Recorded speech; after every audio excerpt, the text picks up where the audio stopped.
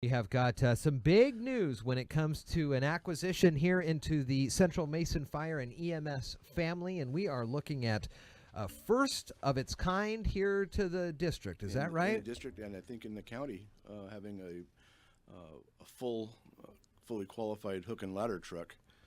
We took possession of it yesterday. Mm-hmm. It was the backup ladder truck to South King Fire up in Federal Way. They made us an offer we couldn't refuse. Very nice. Yeah, and we've got enough 3-story buildings now, and with the hospital's going to be building and the high school. Oh yeah. It was time. Okay. It was time to look at a ladder truck. How is this different than a current fire truck that we see throughout the Shelton area? They both have a ladder, if I'm not mistaken, but this one has the ability to go much higher, 3 stories, like you said? Correct. Yeah, the aerial ladder, the big ladder on top, is 105 feet long. Wow. So theoretically, it could reach buildings up to 7 stories in height. Wow. We don't have that capability with regular fire engines. Fire engines normally have 24 to 35 foot long ladders on the ground, so that'll give us that capability. This truck that you're looking at has no tank, water tank or pump, so it doesn't have the water, the capabilities to put out fires. But the truck companies historically have a different job, different task at a fire, and that's to make entry into the building, forcible entry if they have to, do the actual search and rescue, do the overhaul or opening up the walls and the ceilings of a room if we have fire in there. So their task is completely different from the firefighters on the engines, who basically pull the hose in and put the fire out. Let's talk about the types of additional training that may be needed for your fire crew out here with a unit that is so different like this. Well, this truck, most of our fire engines are 30 feet long, and usually 10 feet or so tall. This one's 42 feet long and over 11 and a half feet tall, and it weighs 62,000 pounds. Hello. So it's a heavy, big piece of equipment. So obviously we'll have to train our engineers how to drive, get them familiar with the rig, and then the operation of the ladder. Like a tank. It is. It's going down the road. Completely different from anything that we've ever had before. Then obviously operating the ladder part of the truck, and then getting used to the tasks of what we're going to do with this truck, how it's going to work in our firefighting tactics and strategies. It changes everything. It has the potential to change everything that we do in a structure fire scenario. Now, is it still able to hook up to like fire hydrants or a hose? It can, but then it's just going to, that way, if it did that, it's going to basically be at the discretion of whatever the pressures of the hydrant. The way it's supposed to be set up is the fire engine, the pumping apparatus will hook up to the hydrant, and then they in turn will hook up to the ladder truck and provide pressure water source to the ladder. Because at the end of that, I don't know if it shows a picture of that, but at the end of that ladder, at the very tip in the front, is a nozzle. And that nozzle has the capability of putting out 1,000 gallons of water a minute. Oh, wow. And they can stretch it 105 feet and shoot downwards if they need to. So it's like I said, it just adds so much capability to our operations. You're going to be able to use this not only with partners throughout the rest of the fire districts in Mason County, but maybe also lend some avails to neighboring counties. Yeah, we've relied so long on the generosity of the city of Olympia that when they've brought their ladder truck down to us when we've had some catastrophic fires.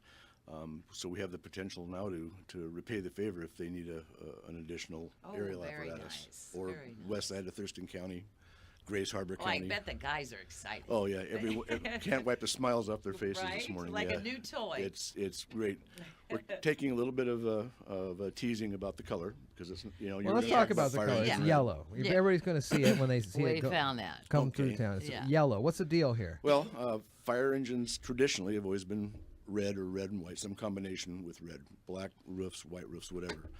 Some departments have white apparatus, but back in the 70s there was a safety study done because of the color and not being able to see it in the dark, not being able to see it in fog, and they came up with the thing that maybe we should look at a different color, and the colors were chrome yellow like what you're seeing on this truck, or lime green, which there's a lot of departments still in the Puget Sound area that have lime green fire trucks.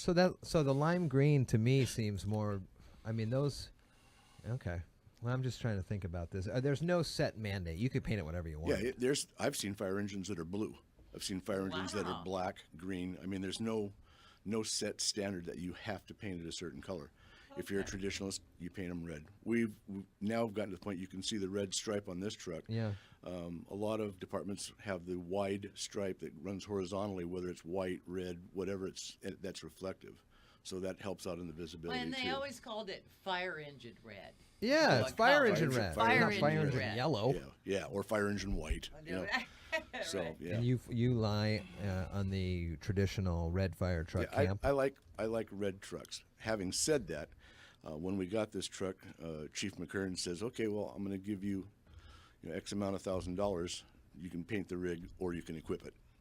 Oh. That paint is pristine on that rig. I'll tell you right now. Good enough. There's very few scratches and scrapes on that paint job, and I can live with a yellow painted fire truck Absolutely. for a long time, Yeah. as opposed to being able to equip it the way it needs to be equipped. What year is Yeah, this that's thing? more important. 1994. How many miles?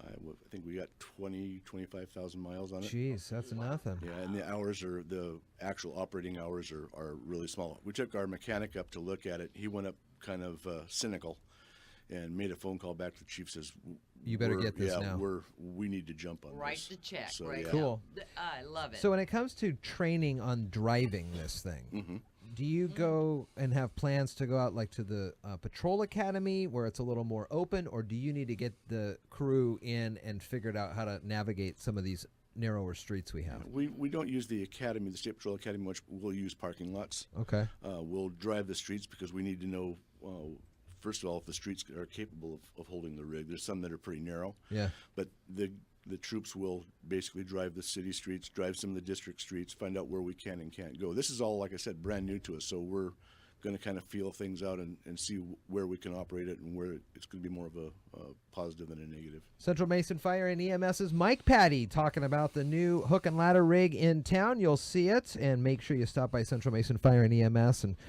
well, just to say hi to everybody, thank them for their service, and then check out this thing. Yeah, we'd love to see people come in and take a look at it. We're real proud of it. Good to see you, it's Mike. Happy beautiful. Halloween. Thank you. Same to you, folks. Happy Halloween.